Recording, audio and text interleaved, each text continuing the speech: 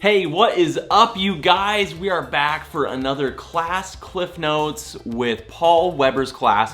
I just barely did his workshop. He is an LA casting director that is super amazing to work with. He does like a full day class.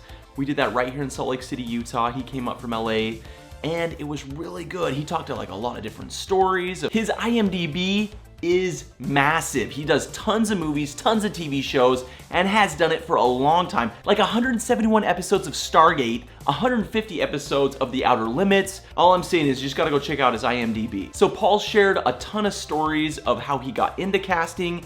He was an actor before, started interning at a casting office. One thing led to another. He's just doing a lot more casting, but he would share stories about auditioning Johnny Depp or Ryan Reynolds or Josh Brolin. And it was just kind of fun to hear these takes of working with these actors before they were even big and just hearing some of like the wow factors. For example, when Johnny Depp came into the room, they said there was just something there. They had auditioned a whole bunch of other actors before him, but when he came in, he brought in this really like this wow, this it factor that really just blew him away. And he said that's what actors need to bring. It's that different kind of take, that different kind of thing that really helps us feel and see this guy understands what's going on and he's gonna bring his own take to it. We talked a lot about self-tapes and in-person stuff. There is very rare in-person stuff happening in LA for movies right now. He said if it's for the leads or any of those kind of things, they could be in person, but everything else is all self-tape. But the cool part is we talked about is there's so many more opportunities out there now for actors. There's more competition, but now you can be a candidate. You can have that opportunity to audition for anything, anywhere, as long as you get the audition, or I mean, you get the request for the audition. But the opportunities are everywhere now, and that is exciting for actors. It was kind of interesting. He said when he first started in casting, they were casting a lot of just kind of pretty people, but now it's everyday people. So if you're interested in diving more into film for specifically TV or movies, everyday people are being cast, and that's perfect. That's a win for everybody. He talked about LA being a dream factory. People come to LA with a dream. But he also said there's very few people that are picked for each role. And he said God doesn't give with both hands. So don't be worried, don't get discouraged. Sometimes it's not the right part, sometimes you're not the right look for that specific role, but keep going. Don't give up on your dreams, keep chasing them down, and just find out what you truly love. What's that project or that role that you truly love and are seeking after, and keep after it. We talked about auditions and how you can make them very impactful. He said your auditions need to be kind of like they're in Jell-O. They're able to be molded and moved, especially when you're doing it in person or it's on like Zoom or something like that, and they're giving some direction. You've got to be able to make them flexible and move to whatever kind of direction they're going to give you. That's gonna be key to you getting cast. I loved it. In part of his class, he said, which brings me to crazy. He's like, we all need to be a little crazy, and I totally agree. We've gotta be crazy because, well, what we're doing, the rejection level and the rejection rate is so high, we wouldn't be doing this if we weren't crazy. But having a little bit of that craziness allows you to just laugh at yourself, have fun, chase after your dreams, and not give up. I think it was Jason Bateman or somebody had said, they said, no, I'm crazy, I'm just manageable.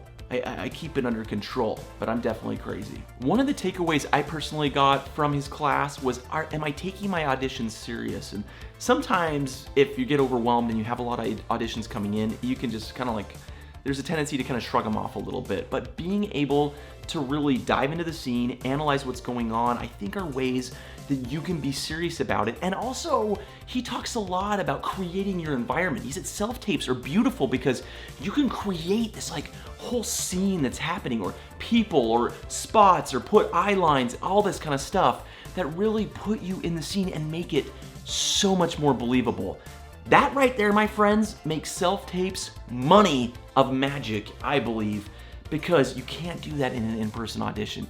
It's trickier, really. Did you guys mind if I put up a little mannequin head or something? They're probably gonna say no. He talked about being remembered. He says, you are gonna be remembered if you have a really good audition or a really bad audition. Either one, you're gonna be remembered. You wanna be remembered, obviously, for the really, really good audition. So make them memorable, but make it in the right way. He talked a lot about headshots, so he actually wanted a hard copy headshot and a hard copy resume, which I have not given out or printed off in a good while now, but it was good and it was very informative in the class because he would lift up the headshot and we would talk about what's going on when you see this headshot. Does the headshot tell a story? And in a lot of cases, there can be a story, but maybe it's not the story you really want it to tell. So having a good headshot, and I would say spend the money to get a good headshot. I remember my first headshots, we tried to do them on our own for my wife, my kids, and I. No, totally not worth it. The money you spend on a good headshot will pay dividends for a long while. So we talked about understanding a scene and how to make your audition very memorable. He talked about 5 specific things you need to answer and you need to think about as you go into your audition. How to prepare and make these 5 things really stand out will be very, very huge for your audition. So the first thing is just read it. What is it about? Understand exactly who everybody is in the story, what's their relationship, all those kind of things by just reading it. And I would probably say read it over a few different times. Sometimes you catch things differently the second time you read it or the third time, and you're like, oh yeah, this is where it's actually taking place. I remember in one scene, I didn't actually realize that it was taking place in a bookstore. It just said the guy was on a ladder, and I was thinking he was at a hardware store or something like that. No, understanding it multiple times or reading it multiple times will really help you understand the copy. The second thing is what role am I playing and how do I personally relate with this character? And understanding if you do relate or if you don't relate, at least you can start gathering things you can understand really quickly to help say, okay, this is kind of like me or this is totally different than me, but at least you're starting to think creatively who this character is. The third thing is who's the other character in the scene and what's my relationship with them? Because that'll really determine a lot of what you do, how you treat them, how you talk, what you're thinking, what's your inner dialogue, how's that all playing out. Understanding your relationship with them is really gonna determine the pace and the feel of the whole scene. The fourth thing is what am I doing in the scene? What do I want? I mean, what am I fighting for? Every scene has something going on. And so if you can understand, hey, this is what I want from my scene partner in this scene, that's really gonna help you determine, am I getting that in the end? Am I fighting for it throughout the whole time? Is the scene kind of just dying off?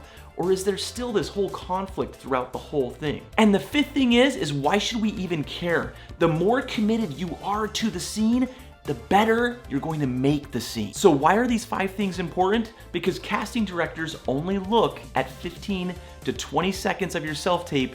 You need to make them impactful right from the start. Paul talks a lot about how a scene actually starts in the middle. So really creating something that's already happening. There's a beginning, the middle, and an end, but there's also like pre-life to the scene and there's afterlife on the scene. It needs to happen like it's happening in the middle of the scene. It hasn't just started, it's already been going this whole time, and you're just giving us a little sliver of this whole life of this character. One thing I thought was really cool is he talked about comedy and in playing the opposite. And he talked about starting small, and if you can start small, you've got room to build versus just starting really big. But playing the opposite can definitely be a key when it comes to comedy. Somebody asked the question if they're slating and they need to say some representation and they don't currently have it. I thought this was a good little takeaway. I do have an agent, but if you don't have an agent, you can just say your name. Hi, my name's Ben Burnett, and I am currently seeking representation. I think that's better, and Paul said actually this is better than saying, hi, my name's Ben Burnett, and I don't have an agent. One of the scenes we watched with Paul, there was a couple and they were supposed to be together and he was gonna propose later in the scene, and it was just interesting to watch the proximity. Proximity is super, super huge. You can tell a lot by how close 2 individuals are. This guy, he wasn't very close. He was kind of further away, and he was like, hey, are you gonna kill her? Are you gonna kiss her? We couldn't tell. So really diving in and understanding, hey, what's my relationship in the scene and how close should I be? What's the correct proximity will really help us believe the scene. Paul talks a lot about in every scene, it's like a competition. You've got to win her over. You've got to have an agenda. You've got to have a desire. You are competing to convince this person to marry you, to follow your plan, any of that kind of stuff. It's a competition and you need to take it like that to make the scene really believable. So I thought this was really interesting. In one of the scenes that we did in Paul's class, there was a scene where it had a dashed line and basically signifying the other scene partner should be cutting that person off. He said if the other person doesn't cut that person off, then you're kind of like waiting for the other person's line. So you just need to go ahead, even if your line is dashed and it's like the other person should be cutting you off, keep going until they cut you off, or else it's awkward and it kind of takes the viewers out of the scene. So this was really fascinating. In one of the scenes, it was kind of more of a self-pity type role. He said, as actors, one of the worst choices you can choose is to go down the self-pity route.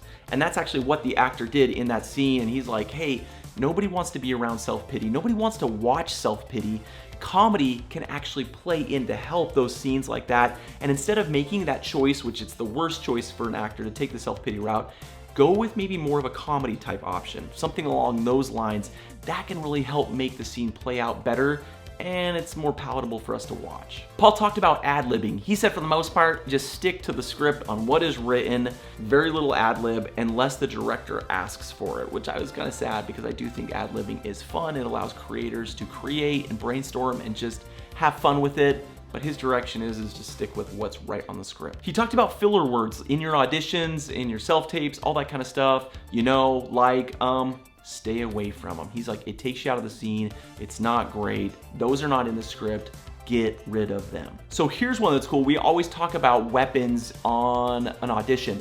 And he said there was a guy that he was doing a live audition with, and the guy, he was supposed to have like a knife, and he was using a pen, because we're always told, hey, you're going in with a casting office, don't use any real weapons, right? Not a good idea. He said, but guess what? On a self-tape or Zoom or a live audition, he's like, go get that knife. I feel completely safe because we're on a computer, we're on a screen, you're not gonna hurt me at all. And he said that it made it so much more real. Instead of trying to use a pen or whatever, the guy went and got the biggest butcher knife he possibly could. He pointed the knife right there at the screen, and Paul was just saying it just made it so much more believable. I think a lot of actors are hesitant to do that because it's been ingrained in their mind, don't bring weapons, don't bring weapons. True, in an in-person audition, don't bring weapons. It's not gonna be a good thing for casting to have to try to sit through something like that, terrify them, and we all hear those horror stories. But for virtual stuff, do it. It makes it so much more impactful. So there was a whole bunch of questions I wanted to ask. Some of them were around AI, and I know there's a bunch of stuff for filmmakers, for creatives, that are gonna really start disrupting behind the scene, or behind the camera and in front of the camera.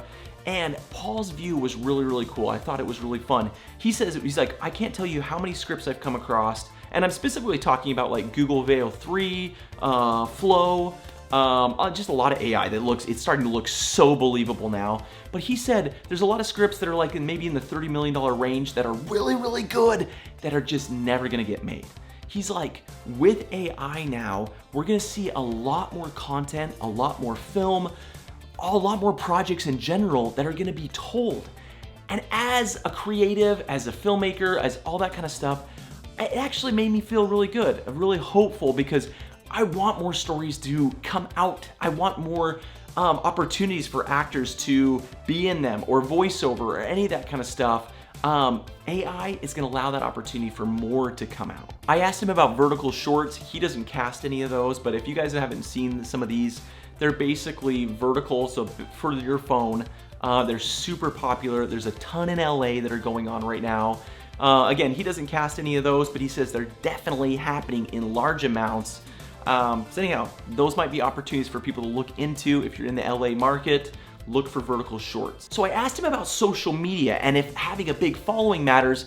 He said for smaller roles, no, but for bigger roles, it could be. So if you do plan on going for bigger roles, you may want to look into that and having a bigger social media following. That might be able to help out. I also asked him about in-person auditions. He said there is no in-person auditions except maybe for the leads, which is what other casting directors have told me as well. All of it is self-tape, all of it is virtual, except for specific lead roles. Okay, you guys, there you go. Those are my cliff notes, my takeaways from Paul Weber's class. Again, if you have an opportunity, if you're in LA or if he comes to your market, don't miss out. Paul's a stud. He's super generous, super nice. He's informative. He tells fun stories. And we got to do different scenes where Paul would give us critiques, takeaways, all that kind of stuff. And I really felt like he was just trying to connect with us. Sometimes that's nice because in this big world, you feel kind of like a number, but he's like, hey, send me your resume, send me your demo reels, any of that kind of stuff. I thought that was really, really cool. And it's just nice to feel that you're more than just a number. So anyhow, if you get a chance, you gotta go check out one of Paul's classes. He did a great job. I would totally recommend him. And I feel like there was a lot of takeaways. Even if you've taken his class before or you hear these tips, you're gonna be able to take different things away that maybe are more applicable to you. These are just some ones that I had questions on and things that I felt like applied to me specifically, but his class was totally worth it.